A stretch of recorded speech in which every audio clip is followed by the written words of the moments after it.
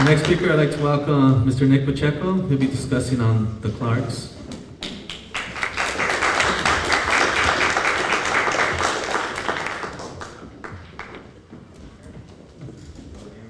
Hi, good evening, everybody. How are you?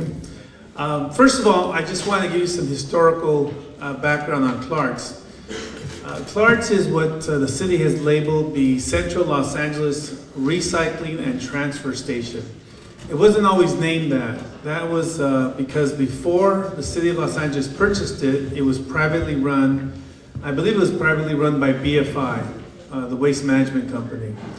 But it is located on the corner of Alameda and Washington, for those of you who are wondering where CLARTS is. Sometime around 2002, the Department of Sanitation approached our office. Specifically, I remember visiting the transfer station. Basically, this is where, when our trash trucks come through the neighborhoods and they collect all the trash that we put in our trash bins, it gets sent there first before it goes to the dump. So that's why it's called the trash transfer station. Now, normally no one would care, or it's really a boring topic, but because of something that we asked for back then, there's a really exciting time now in terms of CD14. Back then, when the Department of Sanitation approached us and asked us they wanted to purchase the transfer station because we were their #1 client, BFI was making money off the city, we said we don't have a problem with it on one condition. Just like the Valley, where they get a community fund for Sunshine Canyon, we asked them to generate a community fund for CD14. And so when the Department of Sanitation was put basically in the corner from the standpoint that they couldn't tell us no when they were already doing it for the Valley. I mean, they knew that politically we weren't going to tolerate them treating us differently on the east side than the way they treat people in the Valley. So they didn't hesitate, and they basically agreed to creating a CLARTS Amenities Fund. In the last year, it appears that the CLARTS Fund for this fiscal year, which is going to end to Thursday, it appears that more or less the CLARTS Community Fund will be about $1 million. It started generating funds for CD14 as of the 1st of July of 2004. This is its first full fiscal year in operation. As long as that trash transfer station is in operation, this district will have those funds for community projects. It was our goal back then to make sure that if we were going to take on the hardship of a transfer station, even if it is on literally the edge of our district, I mean really across the street is CD9.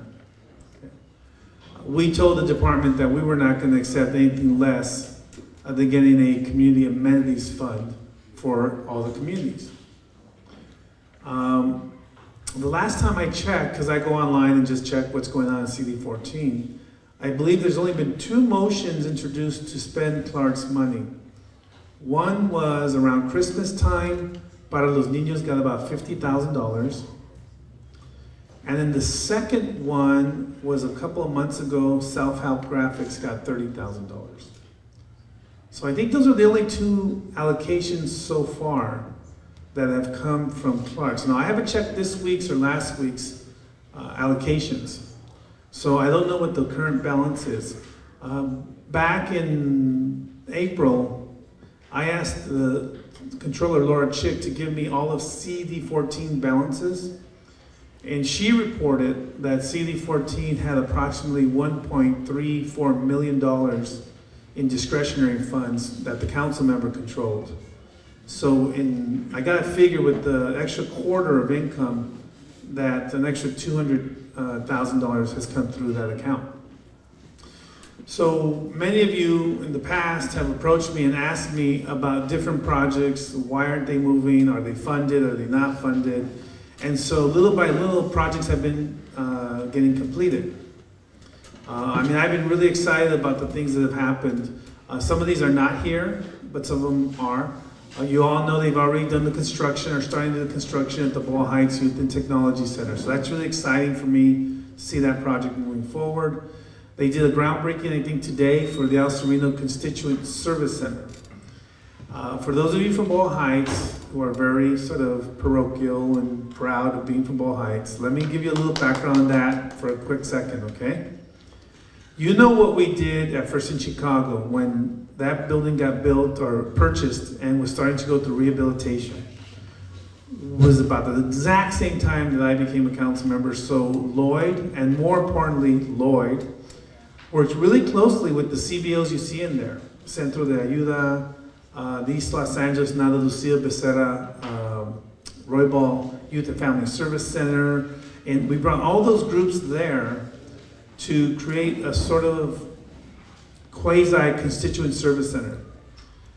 At one point, the city of Los Angeles tried to approach us and asked us if we would be willing to purchase that building, the city, to satisfy the East Side Constituent Service Center that was part of the top of items to be done in the Department of Neighborhood Empowerment.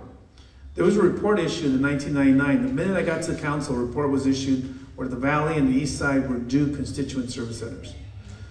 We told them no. We told them thank you, but no thank you. We did that on our own. We still expect you to help us finance and fund a fresh or a new constituent service center. So they knew about the First in Chicago building in Ball Heights, so politically we had to go with El Sereno as the constituent service center site because it would have been overlap in Ball Heights with what's going on First in Chicago. So just so you have an idea of why El Sereno was the target in that situation, is because the city wanted us to buy First in Chicago, and we thought that was shortchanging us in terms of the commitment that they had to us. So basically that's going on, which is great. The dog park is moving forward in Garbanza Park. Some Moon Canyon is moving forward. So all these projects are starting to move, and I'm really excited about that. It's a new time in CD14. As many of you know, in the last couple of years, there's been no access to funds, or there's been very limited funds. So it's really exciting. I'm very excited that that deal came through, and it's playing out the way it's been playing out. So instead of you giving $1,000 to the Ball Heights Neighborhood Music School, the CLARTS Fund can take care of that. You know, and as the fire station needs those repairs that you've identified, the CLARTS Fund can kick in and take care of those. As you gave, I think, $200 to someone else, I saw the minutes last week, there was like another $200 allotment of funds. CLARTS can take care of that. Oh, the Explorers, right. It was for the Explorers. Just so you know personally, and this is really personal now, I fundamentally believe that you should be spending your money not on CBOs. That really should be coming from the council office. But you should be spending your money on leadership development, outreach, increasing your attendance, getting more people involved, really making you stronger organizationally than the CBOs. So just know that there is funds, there will be funds, and for example, there's nothing to stop you as a neighborhood council to draft a motion. Just mimic the one that they did for self-help graphic or Brothers News, and use the same account numbers that are in there. And there's nothing to stop you from going down to neighborhood council and asking the council member to introduce spending some of that money for the fire station, for example, so that they can move forward on their repairs. I think the city council as a body would have no problems helping out, especially when you're looking at probably about $1 million balance, unless it's been spent in the last 3 weeks, but so I don't know if that balance is still current. What's the website? The website? On the website. Is there a website? How do you apply?